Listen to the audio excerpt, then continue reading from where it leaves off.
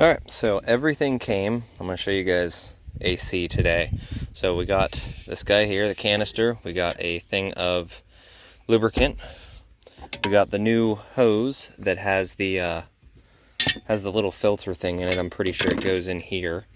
New compressor and new condenser. So the first thing I'm going to do is get the old condenser off. We got all new gaskets and O-rings, and then these will go to replace. You can see those O-rings. Those will replace the O-rings that go into here from the other one. So I'm pretty sure, actually we'll have to figure out where specifically this one goes, but we are going to be replacing this specific pipe as well because, like I said, it has, I'll show you, I think it's like a Schrader. You guys can see down in there, there is a little guy down there. It's basically a filter. So, and then once we get it installed, we're going to go drive to the old shop and go get it all charged. So we're going to pull a vacuum out, make sure everything seals. And then once we're in there, then we'll recharge everything. So then I have AC. So my system's already drained. So what I'm going to do is just pull these off a while. I'm so glad to see that thing's dead. But look, there's another one back there. So pull all those out. Got the nice new one. Yeah, you can see they all end up like this. So I'm going to be getting a cover. I think Far From Stock sells them. Actually, this one you don't even have to worry about because it has the nice piece up top. But all right, 4 bolts and it comes out. Fucking hell. All right, so 4 bolts. We're going to be replacing these O-rings, these gaskets, pretty much everything. Get all the dead bees out of the intercooler. But there you go. All right, so this is the one that goes in the firewall. So we're gonna have to take, I'll show you here. That is this one right here. So we're gonna have to pull that one off as well. Like I said, yes, I am gonna replace it because it has the new filter. And I don't feel like coming in here and doing AC anytime soon. So in theory, this next charge should last me the life of this truck because I really only plan on running this thing for another 2 years. So we'll see. But yeah, let's get up in there and get these off. Alright, so what you do is you take one of your little guys right here, you shove it up into there, and it will release the spring. So if you guys look, pull that off, there's a spring in there. That spring latches, so you have to push up on that to get that. One thing, dust is coming out of that. There should not be any dust and bullshit in there, but there's that little spring. You got to get it out enough to be able to twist it side to side, but we got it, so we're gonna put the new one in. Like I said, all these lines are gonna get vacuumed out, so that works out. I want to clean up some of the end there and get in there with some Scotch-Brite and take care of it. You don't want to spray too much in there, but we'll get it figured out. Alright, so with some persuasion, we got the old line out. Made sure I was breaking the correct line. This one has the piece in it. So, there you go. Here's the nice new stuff. I'm going to put that guy on first. Get this thing cleaned up. Actually, no, I might do the line first because I think that makes the most sense. Because that thing's a fire. Did have to take out the bottom. We did drain a little bit of oil out of the thing, but nothing crazy. We're gonna have to toss it up in there, and I think while this is out, I might throw a piece of loom on that guy there, but we're gonna loom this as well. So getting that new line in, had to pull the battery tray down. I do recommend disconnecting the batteries, but it's my truck, so I'm not worried about it. I could use, I'm using a 7mm, one of these guys, these fucking Mercedes bits here, German bits, whatever. And that's how you get these fuckers out. Don't try to do this with vice grips, because you'll strip it, because I was too lazy to grab my tool in the beginning, and now I'm going to fight with that. Use my adjustable hammer. There we go. Oh yeah, you're not going to get that with a vice grip. Oh, damn. Barely going to get that with this fucking tool. So that one's gonna need definitely some heat treatment to get that off. I'm not gonna break the nub off the top. I tried the vice grips, but they're too big of an opening to get on there. So I'm gonna take this with me to the other shop. I'm gonna install everything now. I don't know. Yes, there is. All right, there's a Schrader on this one. So I'm gonna install this, get everything installed, new AC compressor, and then we'll just pull the vacuum when we get there. But that's our next hurdle. All right, so we got everything on, except this one here has been fighting. We got this on here. This we're gonna have to bend for the new positioning. I don't know why they did that. What I'm gonna do is undo it from the AC compressor, replace the AC compressor, bolt this in, and then also bolt the compressor in, and then tighten everything. And it should bend itself to place, and then if there's any rubbing, we'll figure that out. All right, so ignore all of this shit. I'll get to that in a minute, right? So we got the AC charged. Everything is done. I just used a bolt for that because that wasn't coming out.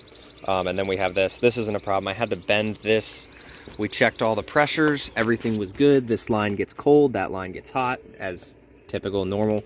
New AC compressor down there. So the reason I replaced everything, for one, obviously this condenser was shot and I wanted to replace it all anyway eventually. But one day my AC just went out last year. Like, just went out of nowhere. Like, it was just hot air from now on. So everything's on there. They're all clipped. Everything's good. This isn't a how-to video, but I just kind of went through. I have plenty of these guys left and plenty of that. So I'm gonna put that right there. So here's what happened, right? I pulled the dash. I just threw this in here these are the RCAs for the amp. And then I just threw this in here. So check this out, right? Let's get up close and personal. You guys see this rod? Because I was about to check this one and that other motor, but I think it was this one. So this rod was stuck in the middle right here. So this wouldn't go up or down. And how I found that out... So how I found that out was I turned the truck off and I started I turned the truck on but with the thing off, and I just started listening. You can hear it. Put it on hot, right? Put it on cold. It's supposed to do that. Well, what happened was this was all the way in the up position, and then actually it wasn't even in the up position, it was like in the middle position, and it was just stuck in there.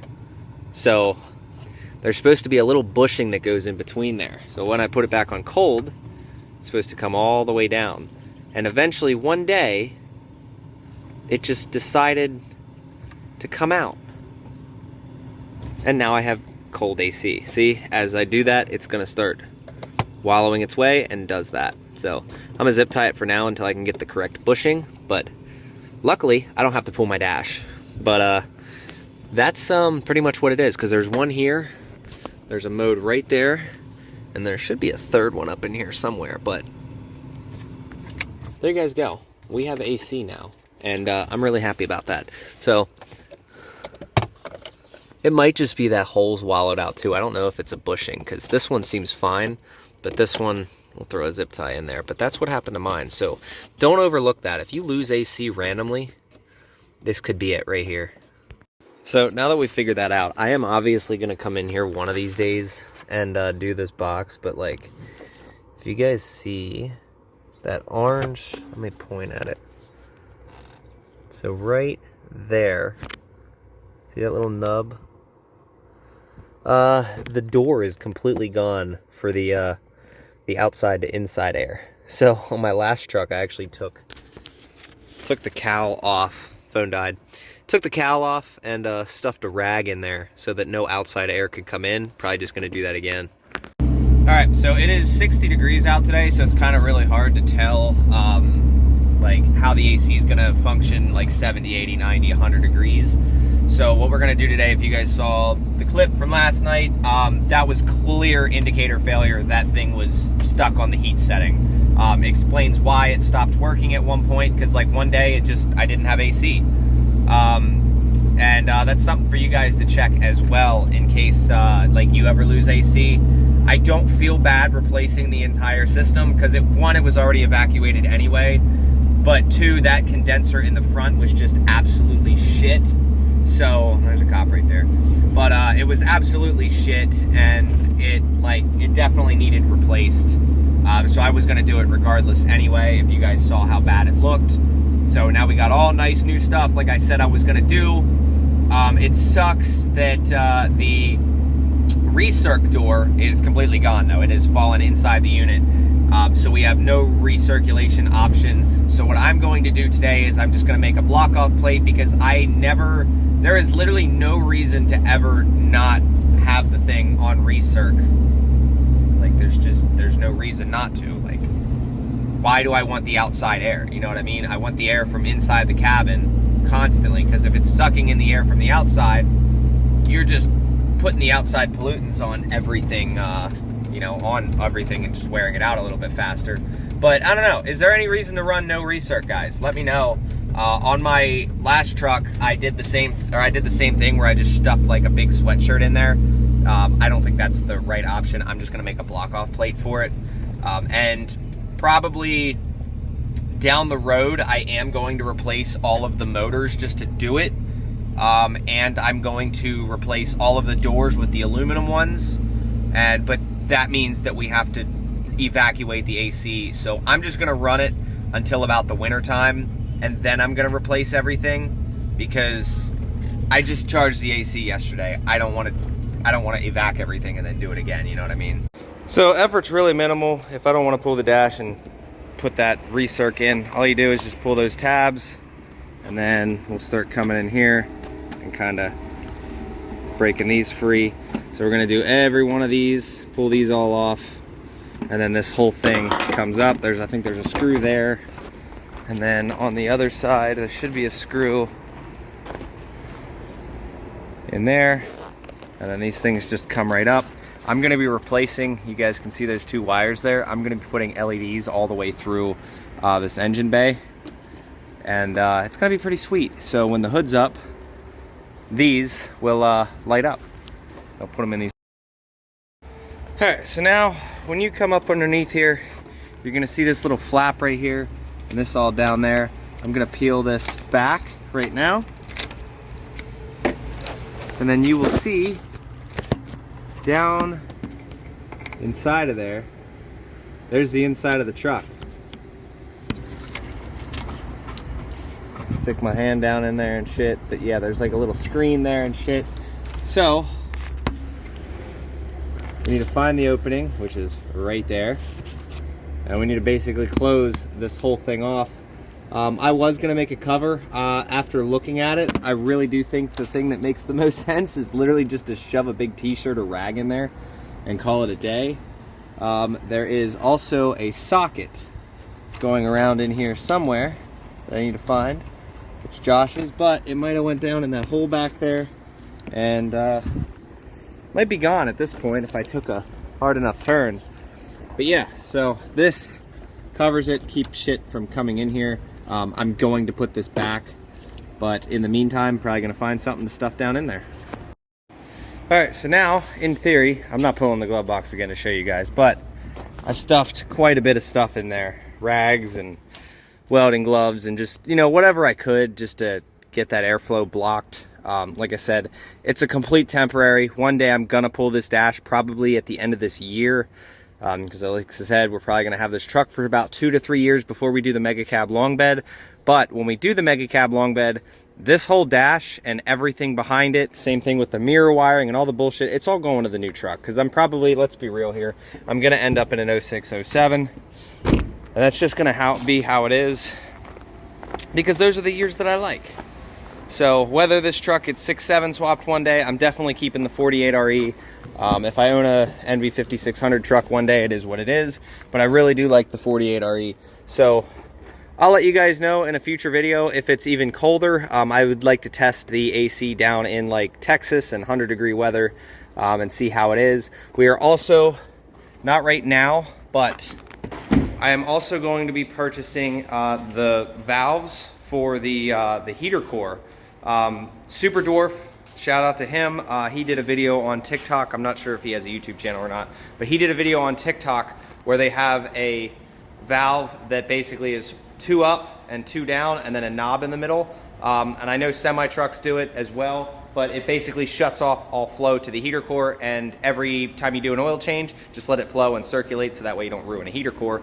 But he was saying that you get about 10 to 15 degrees cooler on top of like everything else and doing everything else right. So realistically, we should have some really, really fucking cold AC. I know it was cold this morning when we tried it, but again, it's 60 degrees out. So this allows recirc to be on 100% of the time. And we're also going to be cutting off the heater core basically in the summertime. So basically just turning it off. I'm not going to buy the 4-way one because unfortunately on the, actually I can just show you. He has a 2nd gen. So basically what you do is you just put it in between these lines here, no problem. On the 3rd gens, one's like way over here and out and down, and then one's like way over here and out and over. So it throws a lot of extra shit in the engine bay, unfortunately. So what I'm just gonna do is splice between and just put 2 valves, one way, one the other. Go to Lowe's and do that because I can get more quality parts than just some random valve with a plastic lever. But on the 2nd gens, it works. So that's gonna do it for this video. This truck's gonna be next. We're gonna be pulling this thing apart for all the oil pressure issues and whatnot, and hopefully the motor is savable. This is just one of those things, like, guys, if you're gonna bring me a used motor, and it doesn't matter how much you went through it, because I went through this motor and everything seemed all right. Cleaned out the oil pan. I know there was a little bit in it, but it's just one of those, like, could just be a freak issue, but we'll see how that goes. Hopefully you enjoy this little bullshit AC video, but trying to get you guys as much content as possible this week. So 2nd gens all week. Enjoy it.